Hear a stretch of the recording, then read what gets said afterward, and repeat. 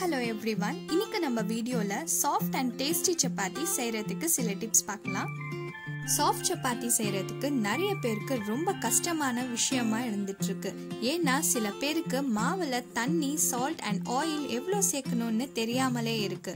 அதனால தான் சப்பாத்தி ஹார்டா வருது.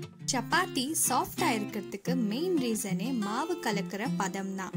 சோ ரொம்ப தண்ணி சேர்க்காம ரேஷியோ வைஸ்ல எடுத்துக்கோங்க. மீன்ஸ் 2 கப் மாவுக்கு 1 கப் தண்ணி. So 2 கப் மாவுக்கு half spoon salt and half spoon sugar எடுத்துக்கோங்க. எதுக்குன்னா light sweetness and brownish வரதுக்காக.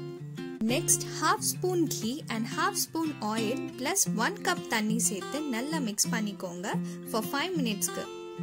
Once நல்லா பிசைஞ்ச உடனே ஆயில் அப்ளை பண்ணி ஒரு ஈர துணியால கவர் பண்ணி 30 மினிட்ஸ்க்கு சோக் ஆக விட்டுருங்க. ஆஃப்டர் 30 மினிட்ஸ் சப்பாத்தி செஞ்சு பார்த்தீங்கன்னா அவ்வளோ சாஃப்ட் அண்ட் டேஸ்டியா வரும். So stay tuned for the next video. Thank you.